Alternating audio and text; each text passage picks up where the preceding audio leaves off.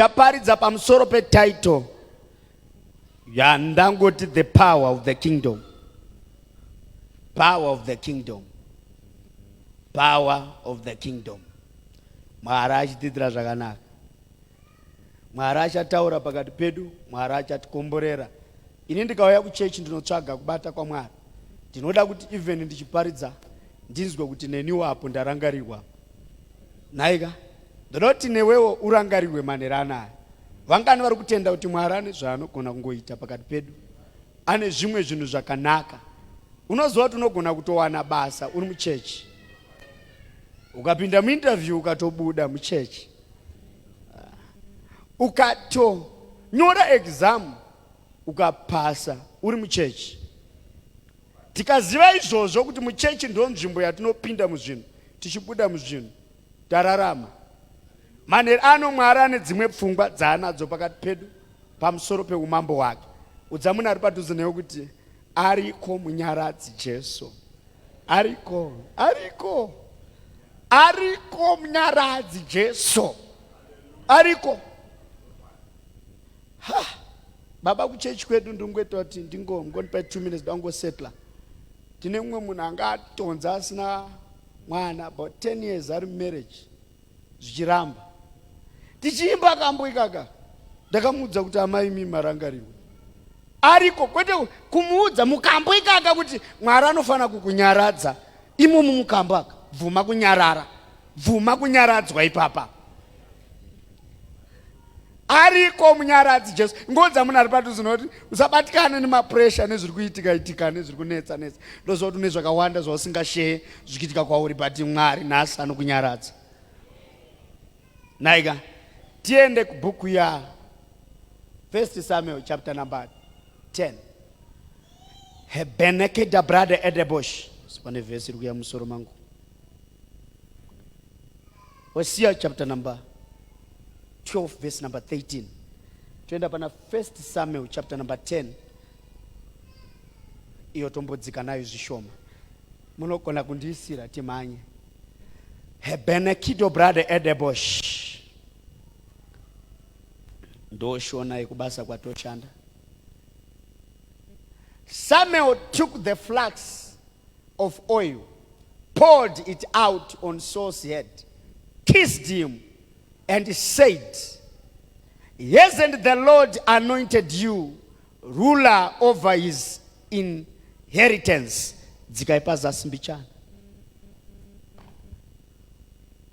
Today when you leave me, you will find 2 men at Rachel's grave at Zelzah in the land of Benjamin. They will say to you, "The donkeys you went looking for have been found, and now your father has stopped being concerned about the donkeys and is worried about you, asking, 'What should I do about my son?'" End up verse number 6. Maraganaka. 6. The Spirit of the Lord will control you. You will prophesy with them, and you will be transformed into a different person. The Spirit of the Lord will transform you into a different person. Hebrews chapter number, not Hebrews, Hosea chapter number 12, verse number 13. Mikdo stagla kize glede Edebosh, maliko dozida brothers. And it only mwana wa mai, ndavano pitanga uparizana 10 past 10.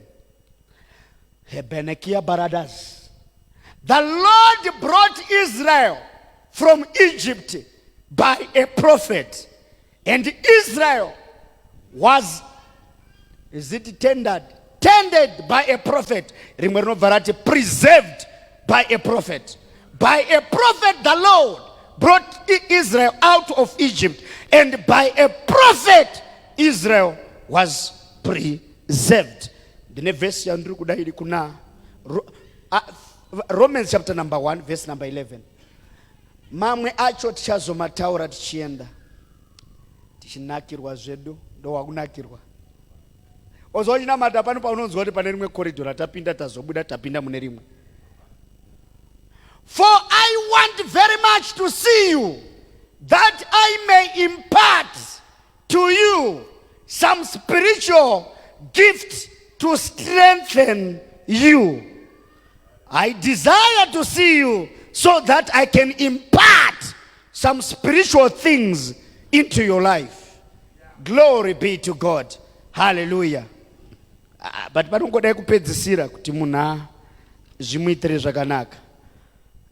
Chingondizira ka Deuteronomy chapter number 34. Mezido brothers. That's Deuteronomy 34. 9.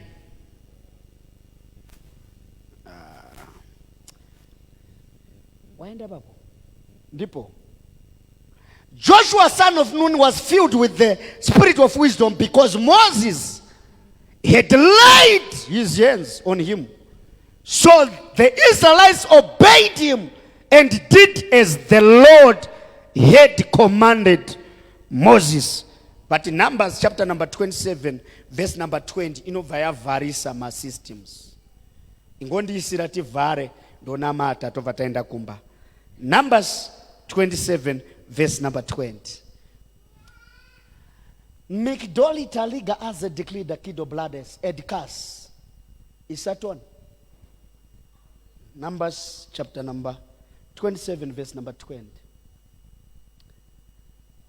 Confer some of your authority on him, so that the entire Israel community will obey him.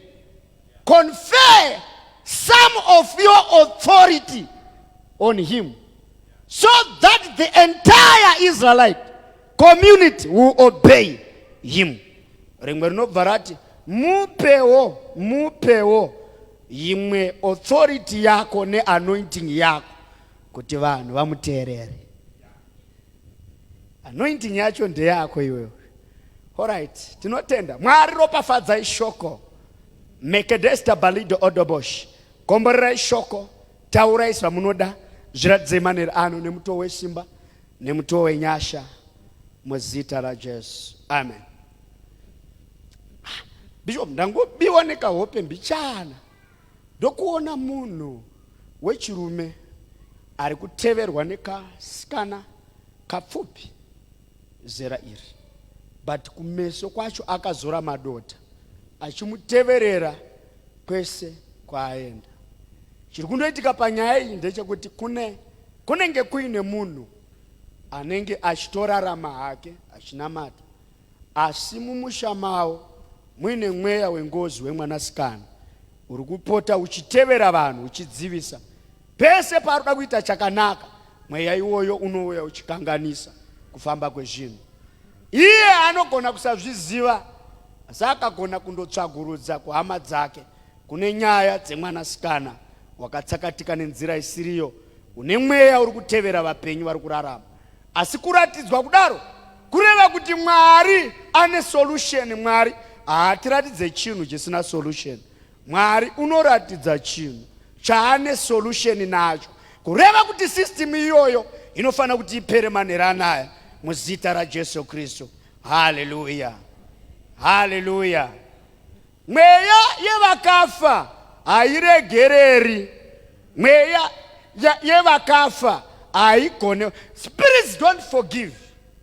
When you are facing challenges, you don't retreat, you fight those challenges. Rugare kuno anotenda. Bible not we are more than conquerors. Kureva kuti tino akusi kuti ibva wazororo kuti takakunda kudhara, unotorwa wapiwa assurance yekuwina. Mapostori amen. Mapostori hallelujah. Ndichatsanangura pamusoro pesimba raMwari rinowanika muvanhu vakatumwa naMwari. Panyika panapa Mwari haagone kuuya kuzoita zvinhu ari Mwari agotoonekwa Mwari achinzi angari kunonzi kuchi meno mangu mazita munotaura Gemstone whatever. azoonekwa Mwari achipinda imomo achitenga grocery achiendesera chairman, vice chairman. Mwari azoonekwa achitenga mota achiendesera maamabhiera. Mwari unofamba kumacar park, anofamba kuma service stations, asi haafanonga achionekwa nemaziso enyama. Rugare kuno anotenda. Saka Mwari haagone kuuya panyika panapa achiita zvinhu ari iye, anouya kuzoita zvinhu kuburikidza navanhu. Uye naSatani haauya ari Satani, anouya kuburikidza navanhu. Kureva kuti mweya haigone kushanda pasina munhu, ungave mweya wakaipa kana mweya wakanaka, unoshanda navanhu. Rugare kuno anotenda. Rugare kuno anotenda. Saka zviri kwauri kubvuma kushandiswa naMwari kana kubvuma kushandiswa naSatani. Iwe ndiwe une sarudzo yako mumwoyo wako kubvuma kushandiswa nani? naMwari kana kubvuma kushandiswa naSatani. Panyika panapa is either unoshandiswa naMwari kana kuti unoshandiswa naSatani. Rugare kuno anotenda. Zvino pataverenga manja, pataverenga bhuku yaSamuel chapter number 10 verse number 1 follows. Inotanga nyaya yacho pa chapter number 9. Bhaibheri shoko raMwari rinoti rimwe ramazuva mumwe murume werudzi rwaBhenjamini anonzi Kishi wakarasa madhongi ake. Madhongi ndokubva arasika, ndokubva afunga kutuma mwanakomana wake kuenda kundotsvaga madhongi. Mwana haana kuramba kundotsvaga madhongi. Mwana ndokubva asimuka pamba ndokurova rodhi kundotsvaga madhongi aine mukomana webasa. Madhongi akaramba kuoneka, madhongi akashayikwa zvachose, and the guy was discouraged kuti chandinotsvaga ndinochishaya sei, nekuti nanhasi nevanhu vari kunamata vane dzimwe nyaya dzavanoda dziitika dzisati dzaitika. Mumwe nemumwe ane kuchema kwake kuti dai nyaya yangu yaita. Ndo zvaingoitika pavakomana vaitsvaga madhongi, pati madhongi havana kumawana nokuti manyaya yemadhongi yakanga iri programu yaMwari. Ndine vanhu here manherana. Baba vari kutuma vana kumadhongi, havasi kuziva kuti nyaya yemadhongi ina Mwari ari mairi. Kugona kunamata, kuona chakavanzika chisingaonekwe navanhu. Ndine vanhu here vana. Maiwe, unogona kugara nemwana president wenyika usingazvizivi.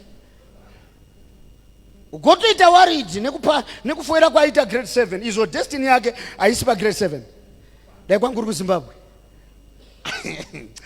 Ukaziva, aiwe, kune vanhu vakawanda vanotsvaga zvinhu zvavakagara nazvo.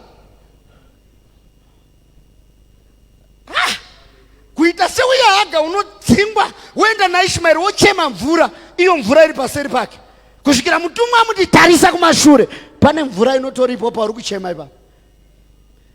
Kune vanhu vanotsvaga mhinduro, ivo vakatogara nemhinduro. Ndakazodza vamwe sister vachinamatira kuroorwa, ndobva vanzi naumwe brother ndikuenda kugomo kunonamata. Apa brother vangu vasati varoora vaine basa rakanaka, zvika ndikuenda kugomo kunonamata. Mune here sister, mune prayer request here? Ndikati mutaurire kuti prayer request yangu ndiwe. Ndiyo prayer request yangu. Nasi zviri zvese mumba izvozvi. Ndiwe prayer request yangu iwe. Kana wandonamata namata nenyaya dzako neni. Ndiwe prayer request yangu. Vanhu kana vachienda pamberi paMwari ngavazive zvavanoda. Usaende kundovavata pamberi paMwari. Taura chaunoda, Mwari akatendeka kukuitira nezita raJesu. Haleluya. Mwana ndo unotsvaga madhongi ndokumashaya. Bhaibheri shoko raMwari rinoti ashaya madhongi. Mwana wakanga ainaye mukomana webasa ndopaakati ana baba nana mai, ngatitsvakei munhu waMwari kana tashaya madhongi. Ngatiregei kuramba tichitsvaga madhongi kana tambomashaya. Let us not waste time kana tashaya madhongi. Second option, ngatitsvage munhu waMwari. Torega kuramba tichitsvaga madhongi kana tashaya madhongi. Tamatsvaga tikamashaya, ngatitsvagewo munhu waMwari. Tisatsvaga munhu waMwari tisina kushaya madhongi, but tikangoshaya madhongi ngatitsvagei pane munhu waMwari. Havana kuti ngatitsvagei Mwari, ngatitsvage munhu waMwari kwete Mwari. Maiwe chechi, maiwe zvangu ndoparidzere pana. Ukaita zvokutamba unoonda. Kutsanya 40 days 40 nights. Hatikurambidze kutsanya, kuonda kupera fesi. Uchida kundotsvaga kundoprovoka munana usina capacity yacho. Ndobva waziva kuti kana tamashaya ngatiregei kunobvunza baba, nokuti kunyange baba vacho vamashaya ndosaka vatituma.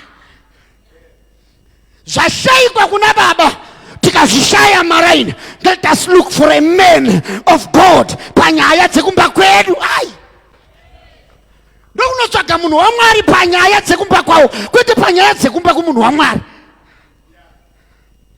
Panyika panapa panonzi ma-laws of the spirit. Izvozvi mukaziva pane plug yemagetsi kamwana kegrade 1 kakati off, tinodzimirwa tese panapa, kunyange takanga tisina muisa paprogramu iyoyo. Chaangogona kuziva pekuplaga. Ndinoda kuti Mwari akuendese chaipo ipo panobhadhara. Denga rikunongedzere panobhadhara. Urege kuramba uchitenderera, uende panobhadhara. When you are going the wrong direction, speed is not an advantage. Uchionera kumhanya 160 kilometers per hour, iwe wakananga wrong direction. Paunozobvunza kuti ndiko unonzwa moto dzokera kwamabva. Apa unenge wawesta 70 liters.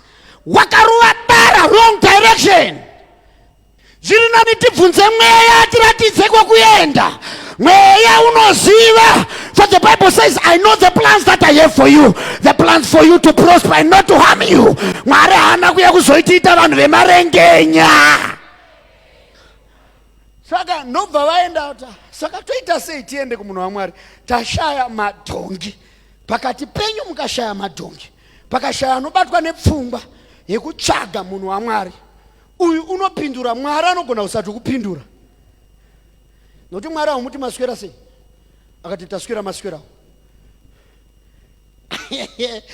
Baba ndiri kunzwa kuda kujamba pakati pevanhu. Pawa randinaro rakanyanyisa. Maiwe, rimwe zuva uchaflya, uchadarika level yekutarisirwa navanhu. You are going to shift, you are going to have a paradigm shift. Chidanho chako uchachidarika katatu. Were kana wapa neimwe level yausina kulevhurwa nayo, undogara pasina kodzero, nekuti kune kodzero dzinotsvaka vasina kodzero kugara mukodzero. Saka ndokubva vaenda kunotsvaga. Batai nyai kunotsvaga munhu waMwari. Bva vamutsvaga, ndobva vasvika paari.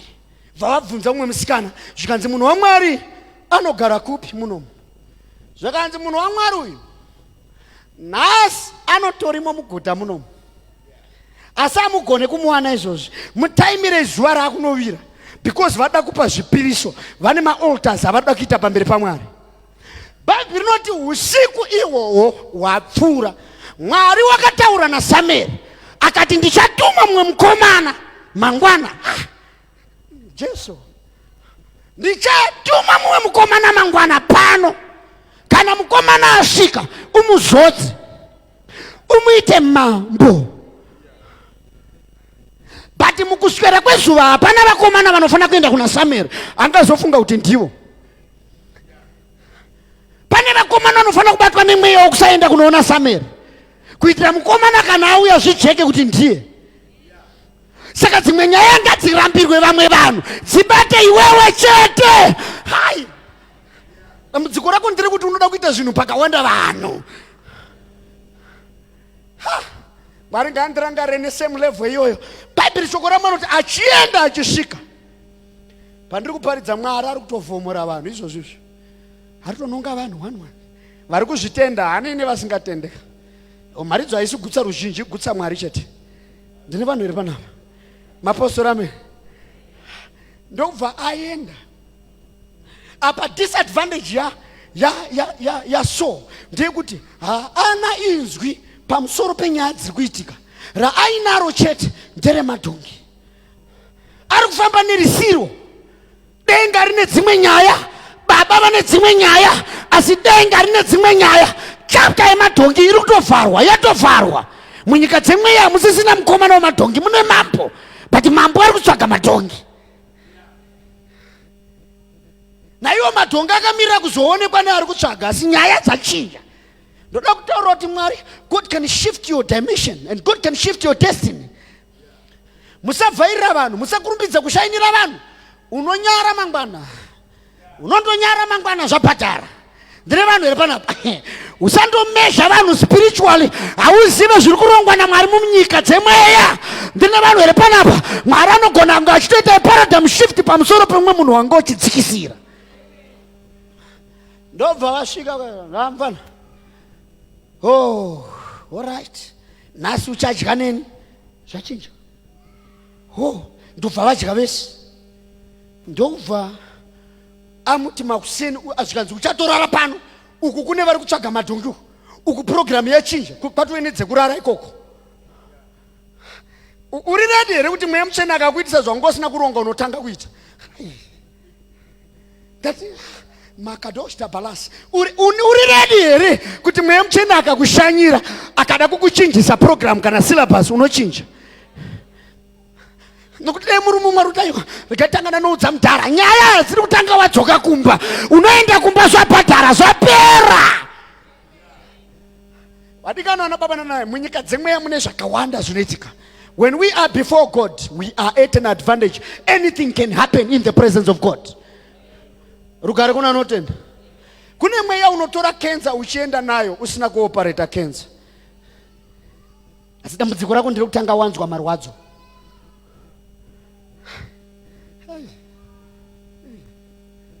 Baba, munorangarira here murume wokurwarirwa nemuranda wake. Bhaibheri inoti muridzi wemwana akati musauya kunoku, tumirai shoko. Muranda wangu anoita sei? Anonzwa. Apa muranda wacho haasi kunzwa. Pari kutaurwa nyaya dzacho, muranda wacho haako, ende pari kuwiriranwa nyaya yekunzwa, iye haana chaari kunzwa, ende haapo, ende havana basa kuti azvinzwa kana haana. Nyaya ndiye kuti isusu tikuzvitenda. Ndo pamunoona baba kuti vanhu vanoitirwa mameeting kun'anga zvigotofinalizwa, iwe usipo, iwe unozongouya kumaresults ekufirwa nemwana.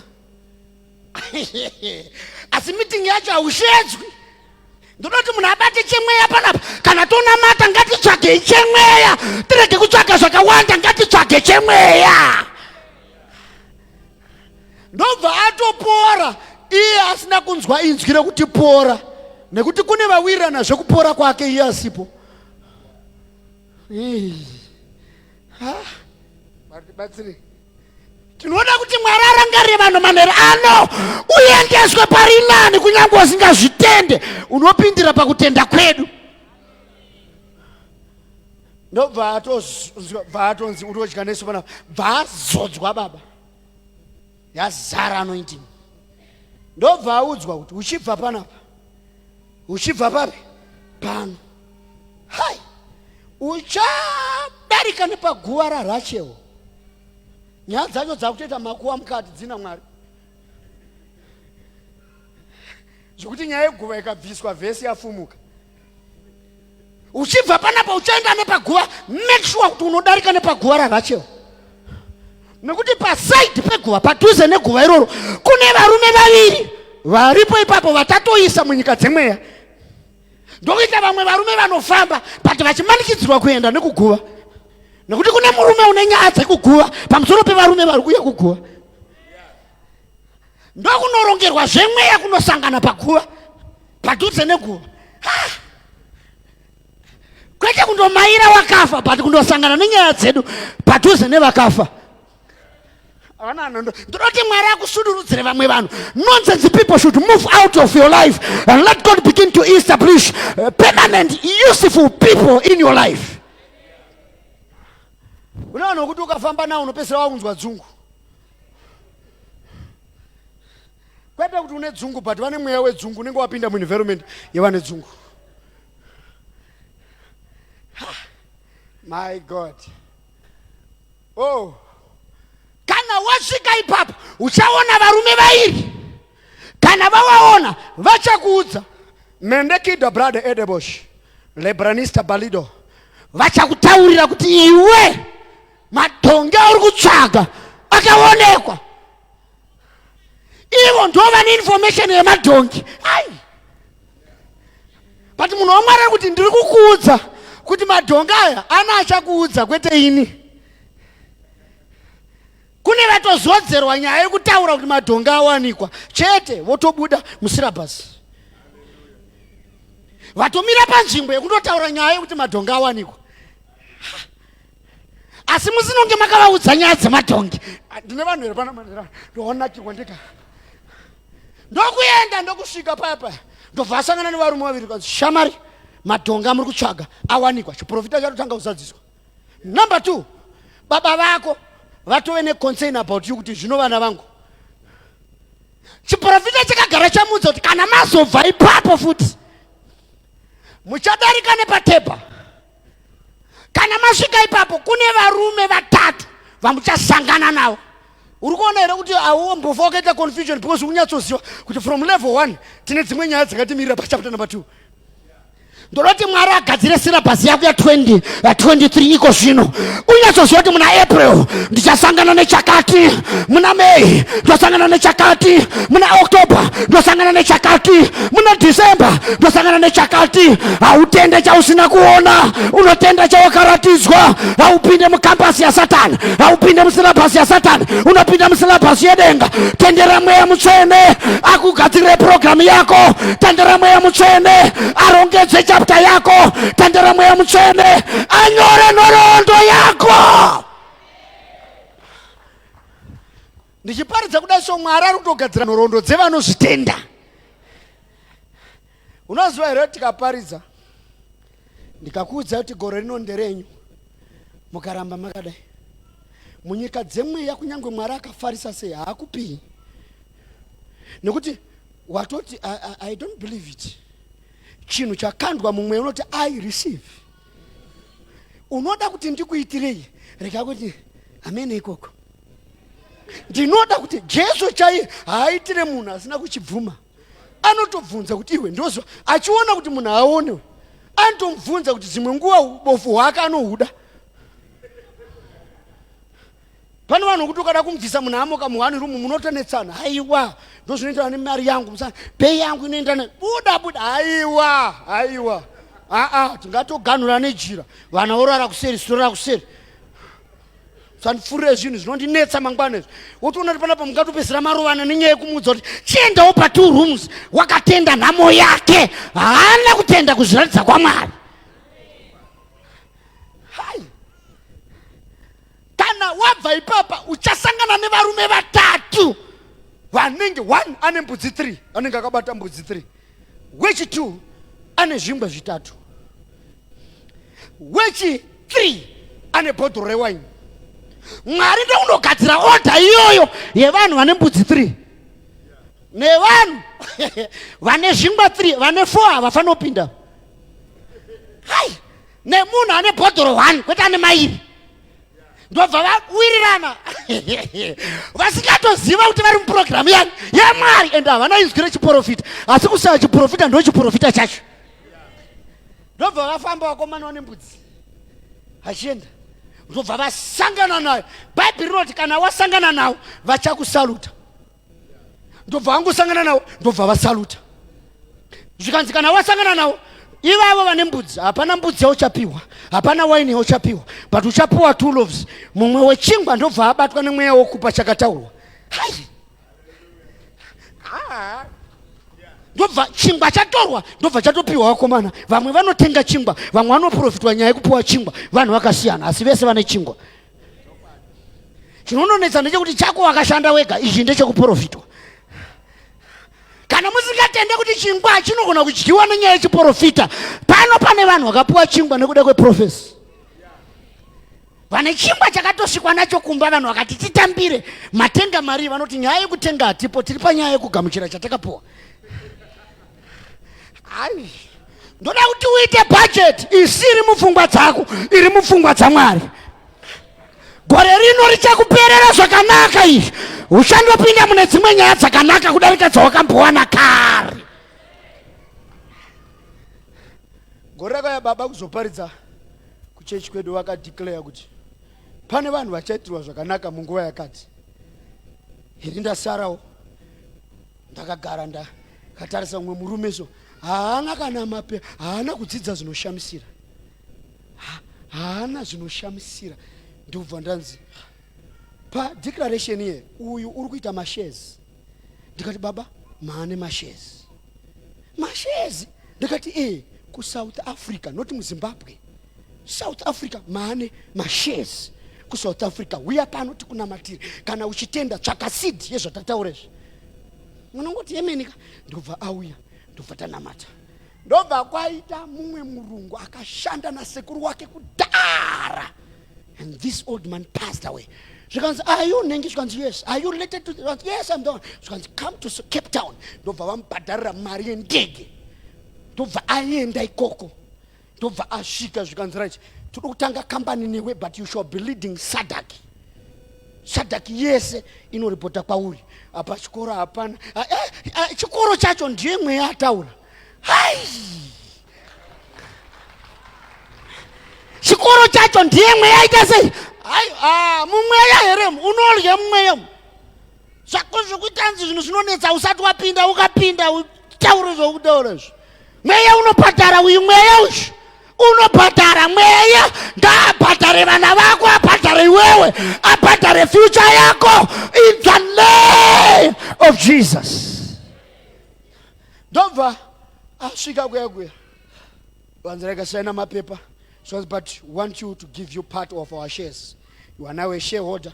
But once you slot, vatengerwa phone ye 600 US. Iyo ndo yandakashika nekutotora iyo. Ndakangoti isa phone yako apa. Vaisa, ndaisa yangu yako iyi. Ndiye mari. Zvakanza vandataura yangu kuti yangu ndiye 300. Hakuna mtendi anonamata anoita phone inodhura kudarika ya baba wake pamwe. Imimi kwamuri hupenzi ka? Unazwa kuti kwauri hupenzi? Ende munotarisa those successful people, millionaires, billionaires. Go ende munotsvaga. Vese vamunoti ana Dangote vaya, ende munobvunza kuti icho wakaita. Zangu mayongotana zvinhu zvine murawo izvi. Rekangoti live Jesus haya uchihaisa Jesu. Handitika. Bomira. Zvinhu izvi zvemweya izvi zvine mafambiro azvo. Usakangana kuti mumweya munhu anogona kuita pamwiri asina murume. Urangarira kuti mere akabvunza kuti nyaya dzamuri kutaura dzokuti ndichave nemwana ndozvifambisa sei ipo pasina kumbosangana nemurume. Zvikanzi mweya mutsvene akakufukidzira nhumbu inobata. Kungofukidzirwa nemweya mutsvene munhu atoene nhumbu ye 2 weeks. Ari kutofamba achiti mweya ndiye akaita mabasa ewayo, ndiye mweya. Zvinhu zvokuti nhasi mukadzi wako akamuka achiti iyi ndiye mweya baba. Makutoda DNA.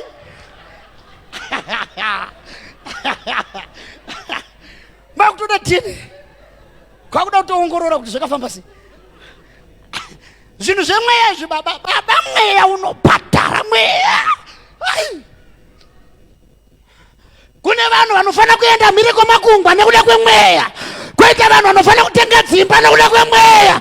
Kwoita vanhu vanofana kuva mabhilioneya nekuda kwemweya. Usagutsikane nelevel yauinayo uri kuzviomesera. Ukagutsikana nepauri haugone kuenda next level. Munhu anemba 1 akafanana neasina. In fact kana une imba 1 hauna imba. Uchazviona ukabva panyika kuti ma1 inogona kutosara iyaya anabamukuru nanabamune. Kana uine mota 1 hauna mota. Sorry to say this, because 1 ikafa uchafamba netsoka or uchafonera vamwe kunyatsoradza kuti nhasi hauna. Zvinogona kurwadza izvi. Rugare kuna anotenda.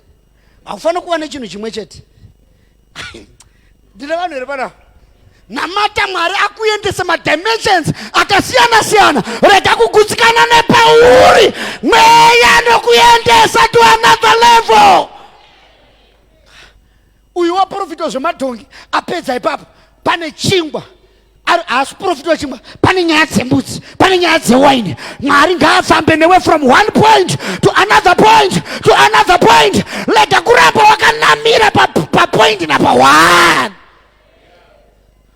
Handiti Mwari anopedzera gore rese asi ndisina chandapupura. Zvaunotenda ndo zvaunoitirwa. Vamwe vanomunamata kuti vangofema. Ini ndomunamata kuti apota achidongorera mupoto, mupiriji, muwardrobe muchinga apota achidongorera. Kana Elijah wakadya nyama dzamakunguo, Mwari akatonyatsa kuti muchinda kana munhu anoprofita hafaniri kungoswera nenzara. Makunguo akatumwa nenyama kuzopa munhu nokuti vanhu vaigona kuramba kuenda kwaari nokuda kwaJezebheri. Kusvika Mwari atumira makunguo nenyama, iwe une divine provision inofana kuya kwauri. Believe in the power of the Holy Ghost. Zvimwe zvinhu zvinorambirwa vamwe vanhu inyaya yekushaya power. Ukaita power haurambirwi, unogona kutsvaga zvinokutsvaga, zvaunotsvaga zvinogona kukutsvaga. Ari kutsvaga madhongi, iwo madhongi acho atomutsvaga kumba. Ari kutotarisa kuti mukomana nosinotitora kumafuro hapo nasi.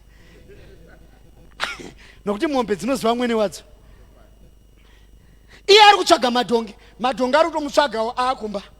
Zvaari kutsvaga zvatoveko kumba. Ndinokunyengetera manerana kuti chaunotsvaga gona ngachikulokete iwewe wacho. Loketwa nechaunotsvaga manerana. Chacho chauri kutsvaga ngachikulokete in the name of Jesus. Saka Bhaibheri ndobva rati haenda pai ndobva Mwari vati kana wapiwa chingwa tu mira une imwe phase yaunofana kupinda because of the power. Amana iri izuva 1 rikuitika zvese izvi. Ndobva anzi ndakuda kuti iwe uchafamba wosvika pagomo raMwari. Kune masoja ariko emaPhilistines, but pamasoja iwayo ese usaende kuhondo iyoyo. Ndinoda kuti udzike nechepazasi. Uchasangana nevaprofita vari kuprofita. Mumwe nemwe ndaratidzwa ndaona zvakati. Hanzi kana wasvika ipapo kune mweya usingakubati kana waona vanhu vane mbudzi. Kune mweya usingakubati kana waona vanhu vane chingwa. But pauchasangana nevari kuprofita unofanira kutanga kuprofita kwete kupractiza. Ndokutanga kuprofita kwete kuti akaberekwa ari muprofita asi nekuti ari kusangana nevanoprofita. Ndobva asvikawo ipapo kwakutanga kuprofita. Bhaibheri inoti mweya waMwari uchauya uchiprofita achakuchinja kukuita mumwe munhu. Kumba kune munhu abvako ari kuzikana kuti aenda kuchechi. But dambudziko revari kumba havasi kuziva zvaitika kuchechi. Kuti kuchechi kune munhu atochinjwa. Asi kana achidzoka kumba ari kuya semunhu abva kumba. Ndine vanhu here panapa. Vari kumba havasi kuziva kuti program yachinja munhu paaenda kuchechi. Vari kufunga kuti ndofambi iya, vari kufunga kuti ndomurombo uya. Izvo pauya ane nyaya dzeoiri dzaapiwa, pauya ane nyaya dzemari dzaapiwa, pauya ane nyaya dzepfuma dzaapiwa, pauya ane nyaya yerugare yaapiwa. Achisvika kuvanhu vanoti ndiye. Izvo haasisiri iye, ane nyaya dzakachinja paari. Ndichiparidza manerano Mwari ngaachinje nyaya dzako. Ndati ndichiparidza Mwari ngaachinje iwewe. Ndoda kuti Mwari alonche imwe product isingazikanwe navanhu pamusoro peupenyu hwako. Mweya ari kundiudza kuti kune munhu achajoina insurance company. Mira tifambe nemweya waMwari tatopedza hatidzokere ikoko. Zvokuti zvichafamba sei harisi basa rako, harisi basa rangu. Ibasa reataura.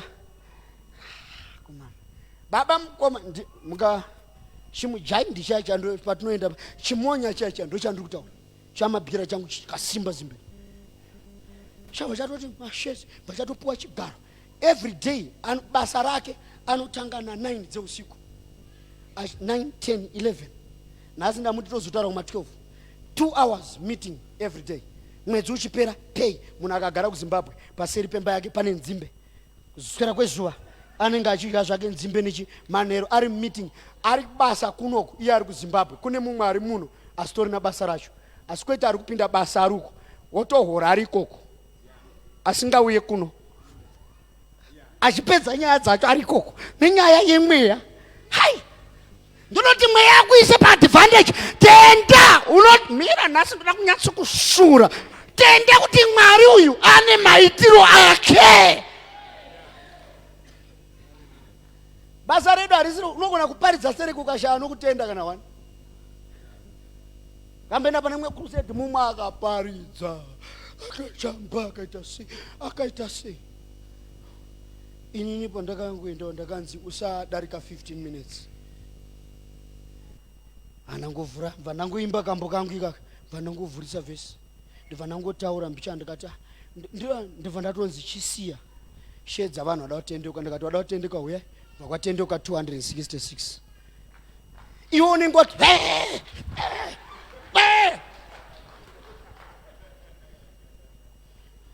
nowana 2 because nyaya iri pakuti mweya ari kuti chii. Vanhu ngavataure zvavanoda but mweya ari kumboti chii. Mataura zvamunoita zvese maisa majudgments enyu, mweya ari kuti chiiko. Ndosaka Isaiah akaenda akaudza Hezekiah akati uri kufa rayira nhaka, ende ukaprofitwa naIsaiah ibva watourayira nhaka because haapotse ndiye akaprofita zvaJesu. Isaiah ndobva Hezekiah ndobva atendokera kumadziro akati Mwari check my records and tell the same man to come back here and prophesy again. Asati asvika kumba kwake kunoudza mukadzi wake kuti ndamutaurira zvikanzi dzoka unomudza kuti kune 15 atanga tabvisa tadzosera. Imo munyika dzemweya mune kudzoserana ipapo maiwe. Unogona kumhanya neisiriyo uchiti vakaprofitwa kuti vari kuita accident wogozonzwa kuti musi waita accident wakaita mota 2 kune chimwe chiprofita chakazoburuka chinoita chinosabhura chakanga chiripo. Kana mbuya vako vakakureverera vachitaura zvavanoda, ini panapa ndogona kuzvibvisa totokupa zvinyowani. Haiyazvi totokupa panapa chinyowani chinopisa.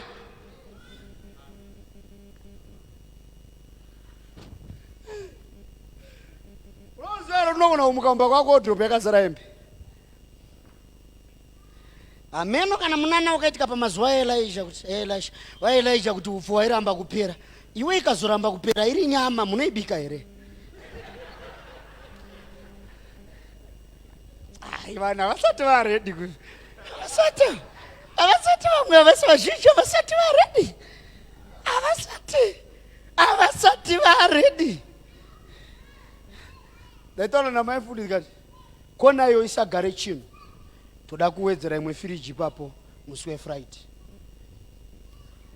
Ndova ndatokanganwa kuti ndataura kuti Friday ndobva kwauya munhu mudhara pakaipa pari kupisa mudhara, ati pari kupisa zvikanzi pakaipa mudhara.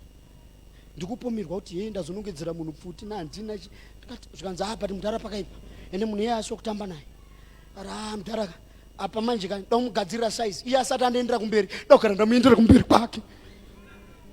Ndakatodaita sei zvikanzi mudhara anonyepa, isusu takakweretisana 3000 iye akutaura zvikuma 7000 indi ane team room support but kuti tipedze nyaya idzi hadzidze kungonzi sorry baba chikwereti ichocho tabvisa aiwa hazvidzarwo chinochiramba chiripo. Akabva anzi ndikuya kumba rambai muripo, vandaona auya nefiriji ndobva aisa taurai mashoko ndakati nekuda kwefiriji iyoyi izvozvozvo ndozvo handisingade firiji iyi irapa hapana chinoitika. Tatopedza wewe kudodai hakuna, tatogara takuendera kumberi kwacho kwauda kuenda. Kana ukada kuenda kun'anga uyu wagara wauya kune yake karo. Yana vanhu vandinopana panasi, ndinoda kuti uzive kuti zvinhu zvemweya zvine mafambiro. Kana uri panguva yakaoma pasingabudike, sacrifice. Don't waste your time kukwira mugomo. Kune vanhu toriko kare ikoko vari kutofudza mombe nekuita zvimwe zvese. Kana uri wakaona zvinhu zvaoma hapabudike pauri, isa order yako yekuti ichi ndiri kuchiitira kuti ndibude, uone kuti haubude. Chinonetsera zvinhu zvemweya upenzi kune vanoziva Bible stereki vane mascripture akawanda kudarika mweya. Unozwa Old Testament neNew Testament kudarika zvinhu zvemweya. Rugwaro kuno vanotenda. Bhaibheri rati mweya achauya pamusoro pako uchakushandura kuita mumwe munhu. Bvuma kuita mumwe munhu nekuda kwemweya. Ndokutosvika kumba ari mambo. Arosvika kumba ati mama. Manya pano kanzaiwa mama ndichakwanisa kumanya. Manya pano pfuka mkanzi mama imhosva yamakutita. Mukutaura namambo. Mambo kanzi wenyika ino. Mambo wenyika iyo inyika yamuri mama inoti inini. Ndakuda kuona kuti ndechitongera papi nyaya dzangu. Ndatotsvaga makurukota angu mundara. Sebereko tautisa mama bhira padhuze penyapa. Tada kuona kuti nyika tingaifambisa sei. Zvabva kumadhongi zvokuona kuti nyika ingafamba sei. Ndiye the first king wakauya kuzova mambo pakati pevanhu mushure mekurasika kwemadhongi ababa vake. Kureva kuti Mwari haana basa nebackground. Mwari ane basa nekwauri kuenda. Background yako haishande, haina basa. Vasaka Paula kuti brethren, I wish to see you that I can impart some spiritual gifts. Ndoda kuti varume ndikuonei ndikupei mweya wokupedzisa gore. Mweya unopiwa munhu baba, uroyi chaiwo unopiwa munhu, uroyi unopiwa. Hakuna college yevaroyi iriko. When witches kana varoyi vachifa vanodhena tumwe tuyoyi tudiki nevamwe varoyi. Hakuna college yevaroyi. Zvinongopiwa kuti waane uroyi hwako hwekubhuruka muchisero nesaizi yechisero zvese kwaunobhuruka uchienda nekutokudzwa kuti unobhuruka usina hembe usazopfeka macostume nemasutu muchipinda muchisero. Zvese unopiwa. Asi vanhu kuti vatende manje ndosaka zvichinzi zvinhu zvemweya upenzi kune vakachenjera. Vanhu manje kuti vatende kuti kana ndichiparidza kudai so ndinotori nemba yako, ndinotori nebhiliyoni yako. Ndikakunamatira kuti muwane 1 billion mukaiwana ndeani? Kana iri yenyu madi magara maikumbira mangopuwa. Ngataurane kachechi. Ika magara muchimukumbira wana achikunyimai. Manoita kunamata kaya. Unamatira billion, unamatira million, unamatira 200. Kuchiruka namata ukapera izwi rakauya. Izitouya kuti tinokupa mari ari kutsvaga. Tinokupa. Kurioti iri mupi matiri. Haizi kwaari kutsvaga uchiruwa dombo remugomo. Tisu tinokupa. Nekido brother Edeboshika brother Sedebosh. Ndo dambudziko rinoitika ndekuti ndine mukadzi wangu anonditi dedi chichi. Dedi azvibhadhari. Husband azvibhadhari. Asi akatanga kuti munhu waMwari zvakutomutanga kumbhadhara. Ikoko ndokunonzi murangarirei. Ndikamuti murangarirei ndiri mudepartment raana baba hazvishandi.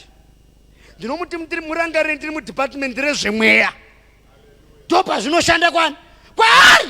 But imimi manje vanhu vatenda zvinhu zvemweya so. Kunganga so ukangopiwa muswe wakanyongo nechi unotenda uchitonzwa kuti pane zvachinja muupenyu wangu. Nemuswe wakanyongo kako. Kasvika ukakaisa mupaso unozoti hapana pakurema mazuva. But ini ndikauya ndikadeclare so unoitonga hapana chaitika. Hava vatotaura nhasi havana kumborebesa. Angoti zvinhu zvemweya izvikazvo maiwe zvangu. Dai mamuchiona zvandiri kuona panapa. Unopinda machena mumweya. Kune vanhu, don't pray for open doors. Kune vanhu vokuti vakasvika ivo ndo madhoo acho. Dai so akanamatira kuva mambo aifa svika pakufa asiri mambo. But ungosvika kuna Samuel kwakutongozodzwa watove mambo. Hai amana Mwari ngatibatsire mani. David vana mukoma vakashedzwa vanga vatori vakatrena hondo vakoma anointing yakaramba ikati hapana mumwe here asipo pakati penyu Kwakauya mfana aibva kumakwai zvikanzi ndiye ngapiwo mambo. Mweya ngaakuisawo paadvantage. Kingdom power inofana kubenefita vari padisadvantage. Bible not you shall possess the gates of your enemies. You possess your possessions. Mune mabuildings amunofana kupossessa muguda umu. Rakaonamatira manewsstands. Pinda pamamonya ipapo, pinda. Inda undotenderera panzvimbo. Rovera hoko.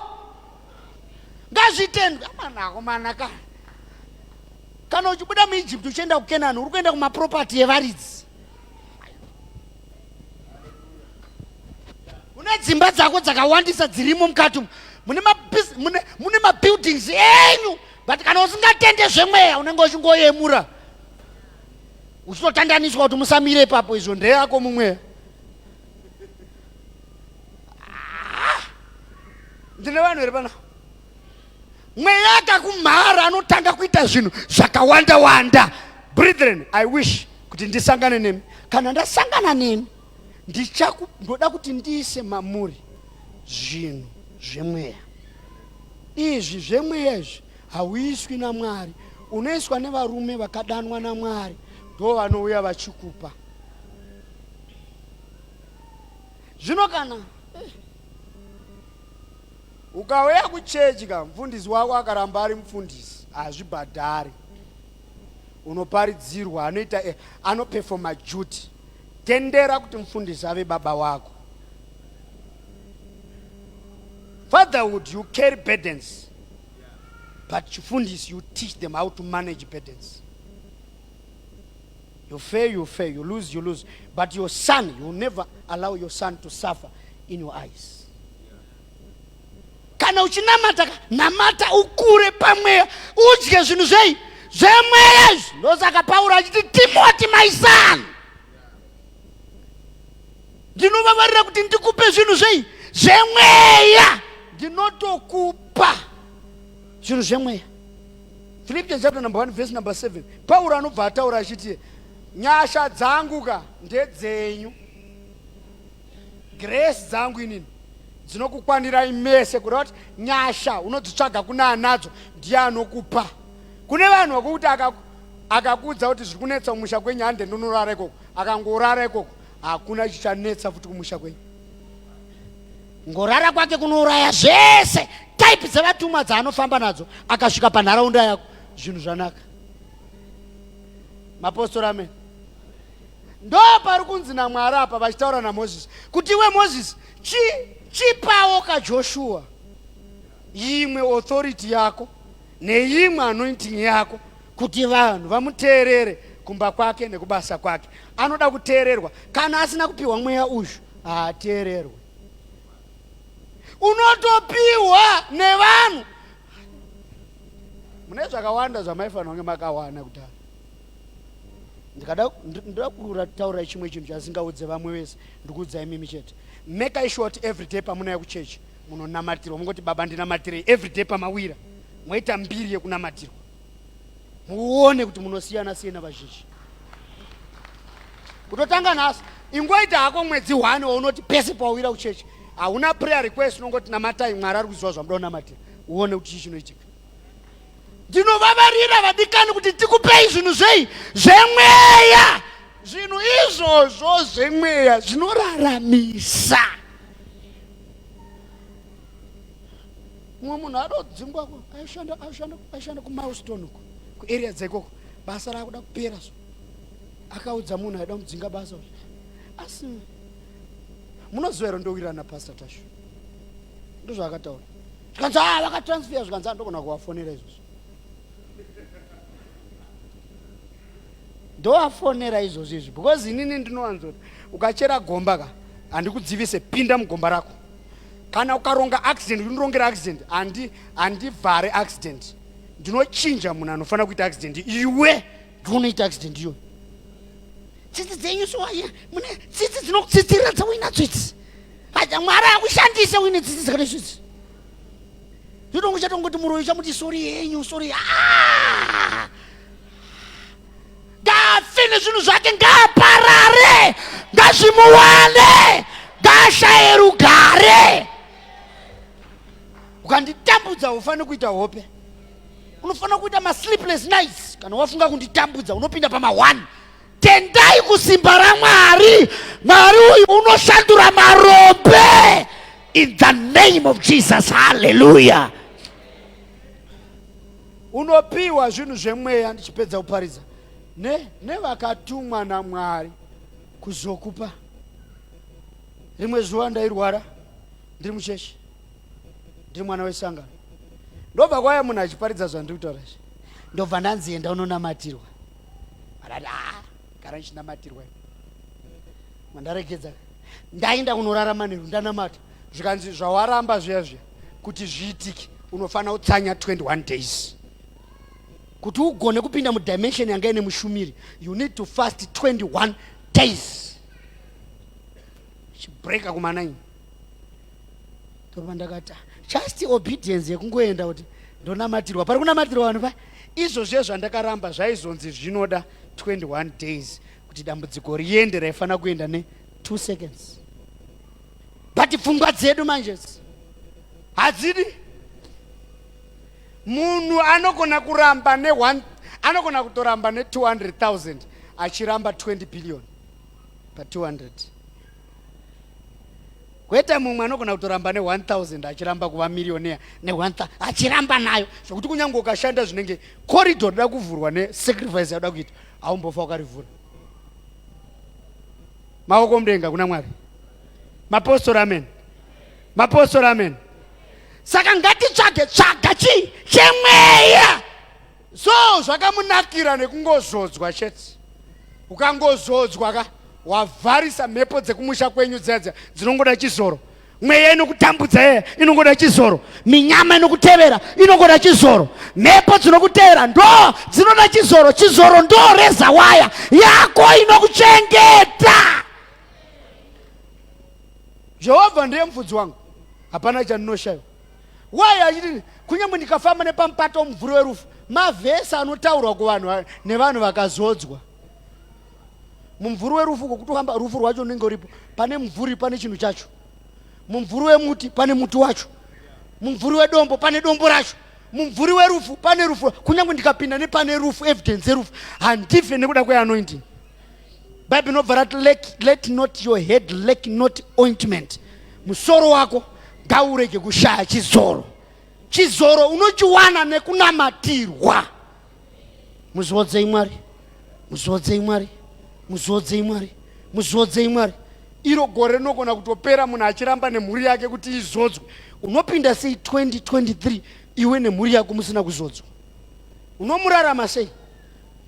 Ndakabvunza mumwe munhu kuti iwewe you want to compete with the people mu business vari kuita ma-sacrifice evanhu, vari kudimbura musoro evanhu, vana vachechi vari kudimbura kuuraya hama dzavo vachiita zveropa, vachisevha ma-altars eropa.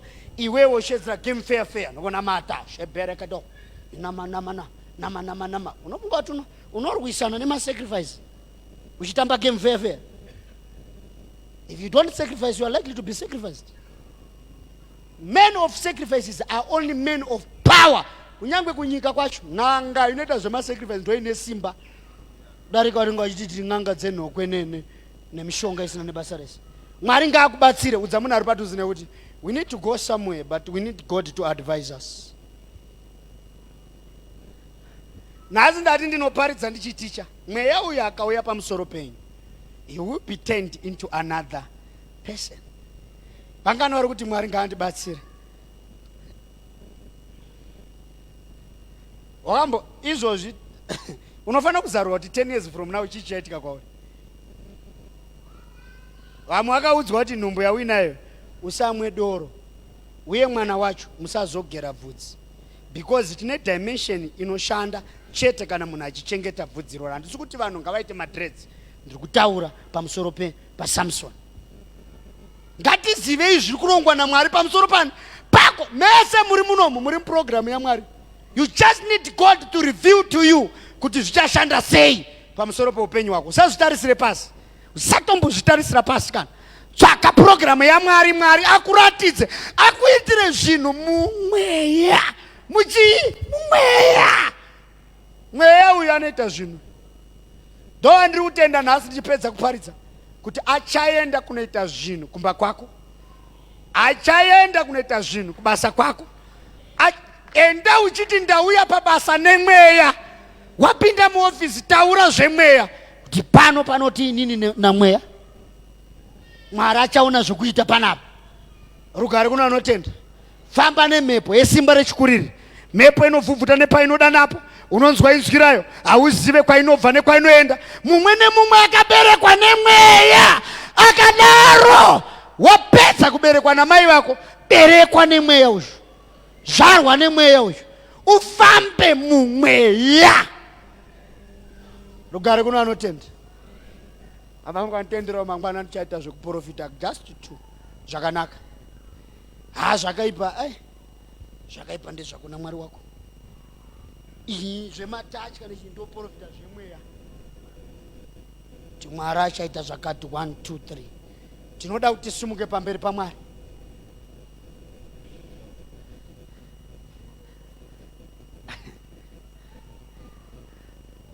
Ndazama kuparidza nokudzidzisa.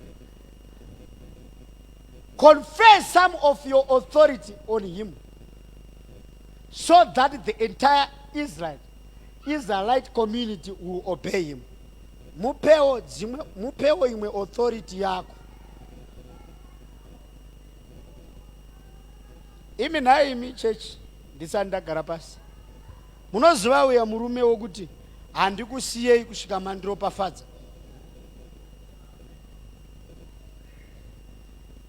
Nhasi unoiti kuti Israeri kutamba bhora, Israeri yazodai. Munhu wakaramba kuenda asina kuropafadzwa. Yatiri kuti Israeri nhasi, munhu akatoramba kusiya ngirozi akati amuende musina kundiropafadza, akazonzi kubva nhasi zita rako raIsraeri. Kureva kuti munyika dzemweya pane chimwe chinhu chaunofana kudzokera nacho. Even manerana yamharidzo yandapiwa ibaba ndeyekuti vanhu vadzokere vaine chimwe chinhu, something. Every service yauchaatenda parevival kureva kuti there is something new chaunofana kugamuchira, and a certain level yaunofana kugamuchira, a certain dimension yaunofana kuita se kugamuchira. Vana Pauro vakapedzisira vakutotumira mahandika chief, mai vako vari kurwara kupi kunyanyadzi, don't worry, don't go there, chitumirai, endai kunonzi kuchii kunokwirwa mabhazi, endai kupark station motumira tauro vonopiwa.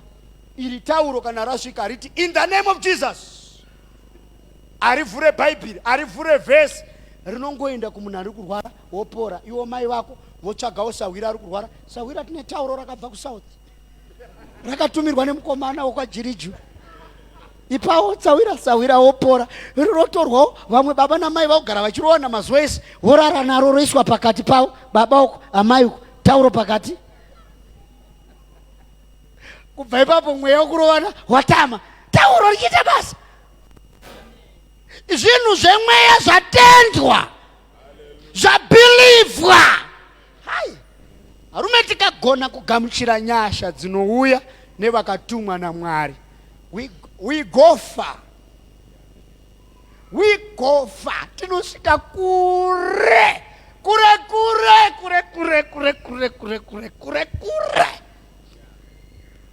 Pandada kutenga mastenzi edzimba, ndakati kunamatira mastenzi kutambisa nguva. Ndodeclare stand yangu, stand yemba mtown, ndodeclare stand. Unogona kubuda dikita pasina kana 1 inokunyara stand yacho. Inda kuvanhu vane power. Baba ndauya, ndine nyaya mbiri panapa, ndoda mastenzi mairi muHarare. Ndinamatirei, ndipei. In fact ina handizvo kunamatira, ndoda zvokupiwa, ndipei mastenzi. Jehovha Mwari werugare, mukomana kupfugama kwaakaita, ndinomupa stand muno muHarare. Mweya wako unongochiti handidiri less than 1000 square meters. Unomunzwa naye kuti kana zvichibvira 1000 square meters zvichienda mberi, woti tabatirana, woti amen.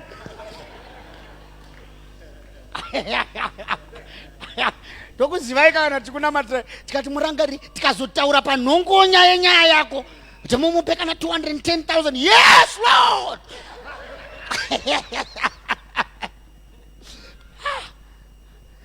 That prayer baba, iyoyo prayer chete, iyoyo prayer. Pari mwe mfana ndikadzikisira ndonta munhu wakumaruzevha ichi ndakamutaurira kuti vana ndikakuudza net worth value yangu izvozvo unodonha pasi, unoita BP. Sati ukaona vanhu unenge uchijaja kuti anatsuru anai, vamwe vanhu vakanyarara, so kunyarara kukuremekedza zvavainazvo.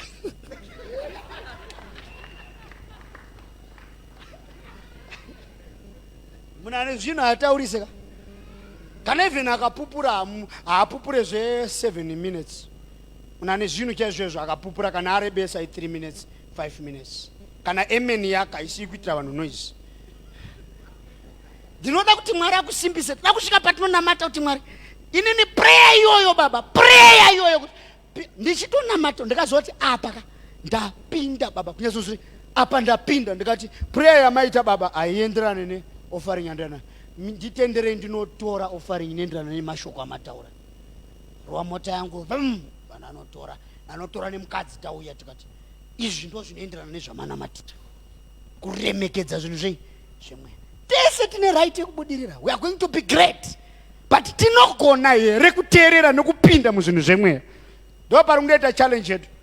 Unogona kutoita millionaire uri musikana, ukaita billionaire uri baba vechidiki. Hazvina zerezvo. Chinodiwa chete ndechekuti Mwari uyu kana akagona kuti David ari brother,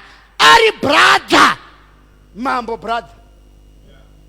Ndina mambo wacho akarora ndi brother. Mambo brother. Brother mambo. Tinoda kuti Mwari akurangarire, kune zvakawanda zvatoda kuitirwa naMwari. Zvekuti ukanamata kuti Mwari ndizarure, uchaona kuti paurika uri kure. Kune chakure zvakanaka zvaitwa naMwari. Ngatirege kuenda kure. Sunday isati yasvika, Mwari achaita zvimwe zvinhu zvikuru pakati pedu. Kune madoors akawanda anofana kuzaruka patakunamata iko zvinozvo. Pa 5 minutes, ndokumbira 5 minutes baba, this is 8:09. Ndokumbira 5 minutes dzekungonamata uchiti Mwari, ndipeiwo simba iri. Ndipei simba rekundiita munhu mutsva. Ndoda kuva munhu mutsva. Ndoda kuva munhu mutsva kumba kwangu. Ndoda kuva munhu mutsva. I want to be a transformed person. Mweya uyu ngaundimharewo. Mweya iwoyu uyu unondiita munhu mutsva. Ndipei imwe authority, ndipei imwe dominion, ndipeiwo dzimwe nyasha, ndipeiwo rimwe power. Tikanamata Mwari unotinzwa manera naye. Ndinokutendai nokuti makanaka. Lebeshida brother Edebosh. Nazama kutsanangura kwa hama dzangu. Meliko dosida brother Edebosh. Raise your voice. Usa namata. Satani unonzwisisa language ya violence. Meleki Amanda Masada Bosh. Thank you Lord for this voice. Mwari kuti ndicharaise 4 people vachava mamillionaire panzvimbo ino. Mweya uri kuti ndichasimudza vanhu 4. And these people are going to be millionaires here in this church. Ligodostebe leader brother Edebosh. Likwamanda Maside Kedabash. Lepronosto Godomosha Balades. Gauye mweya. Gadzike. Gauye. Maliko dosida brothers. Raise your voice. These are your issues. Simudza inzwi rako, upenyu wako, upenyu nde wako. Simudza beat yourself. Simudza voice rako uchinamata. Namata timari. Power iri ngari uye. Makadosede beshibarabada kadabosh. Kana rauya ndoda kunzwa kuti utano wangu wawanikwa munyama dzangu. Utano wangu wadzokera. Handidi zvinorongwa nemweya yakaipa. Handidi zvekushaiwa chandatsvaga. Chandatsvaga ndinochiwana. Chandanamatira ndinochikamuchira. Chandatenda ndinochibata. Reka bakataka. Reka bakataka. Reka bakataka. Reka bakataka. Reka bakataka. Japarakada. Japarakada. Japarakada. Chisina kuuya ngachiuye. Pasina kubatana pabatane. pamsoro pe upenyu wedu, pamsoro pe utano wedu. Yesu we Nazareta, pangua ino ya manerano. Yesu we Nazareta, pangua ya manerano. Leba shakata, namata cheshi namata, shansamkana manerano, shansamkana manerano. Holy Ghost, makadoshaba, stop every satanic nonsense. Shansa advantage emeya, shansa advantage emeya, shansa advantage emeya. I cannot be kicked out. I cannot be defeated. Rakata, rakatakataka. Every evil altar, every evil voice. Mashoka no simuka famaritar. Bebe shandaba. Niga bakanose dekiana andos le peste peshida rapa shanda masakete reka panda masanda. Mromo wako ngauzare shungu, moyo wako ngauzare shungu. Rambane ropa re bana wako, rambane ropa re mzimai wako, rambane ropa re murume wako, ramba rufumba menyu, ramba kurema tswane mechina reka pakashaka. Do not declare manerano. Nikirambisa vandu, nikirambisa cancer, rambisa asthma, rambisa HIV AIDS, rambisa magrowth, rambisa kuremara, nezita rajesu, aritarize kuremazwa kwa vandu, ndinotumira moto. Aritarize kurwara kwa vanhu, ndinotumira moto. Aritarize maota ze satani, ndinotumira moto. Ebakataka. Let God blind them before they blind you. You cannot be blinded. You cannot be crippled. Rekapakata. Lekatapata. Panzimbo yako ndoisemu wengi wako. Panzimbo yako ndoisemu wengi wako. Panzimbo yako ndoisemu wengi wako. Pano na kukukuazira domisha ipapo. Epakatakata.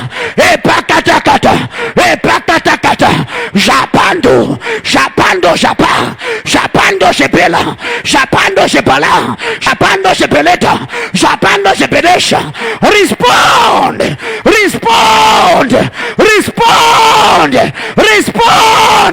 Ebeketesha, ebeketeba, ebeketabalo, ebeketeba, ebetekadalo. Jabakata, another level, another dimension. Patrick Chokera Kumba, Ati Chokera Takadaro, Donamatara dimension, Yakuchokanaya Kumba, Donamatara dimension, Yandi Batanas, Onamatara dimension, Yandisimuzanas, Onamatara dimension, Yandira Misanas, in the name of Jesus. Raise your voice, Rebebebebeshada.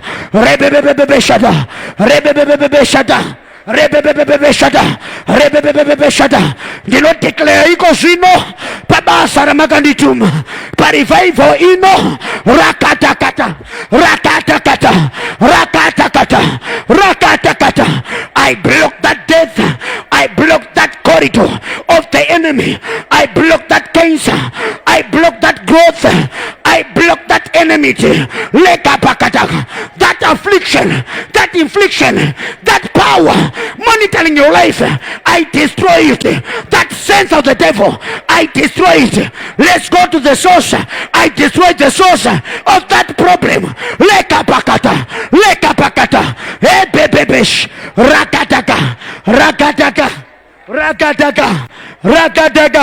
Ragadagado.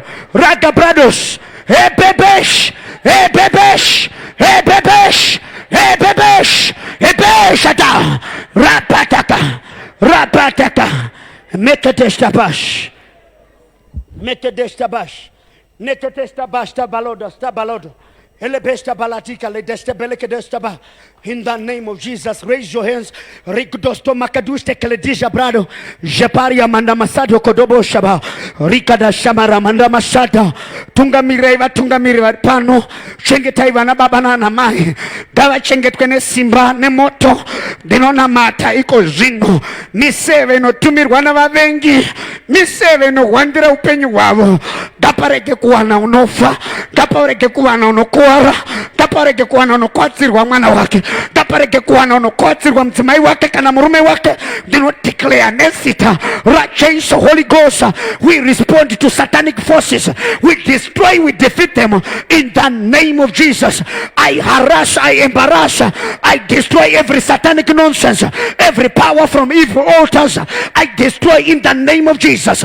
I balikodosa barata rekabashia baradosa. Ndinobvisa mazita ari kurevererwa neari kurevererwa neari kushurikizirwa. Yebakatakataka, yebakatakataka. Show up my God, release the supernatural, the power, take your people to another dimension in the name of Jesus.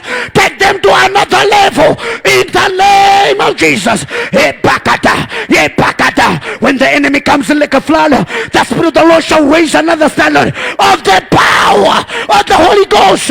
Show up my God in Jesus' mighty name. It is done. It is done. It is done. It is done. It is done. It is done. In the name of Jesus. Remende moshikata shanda.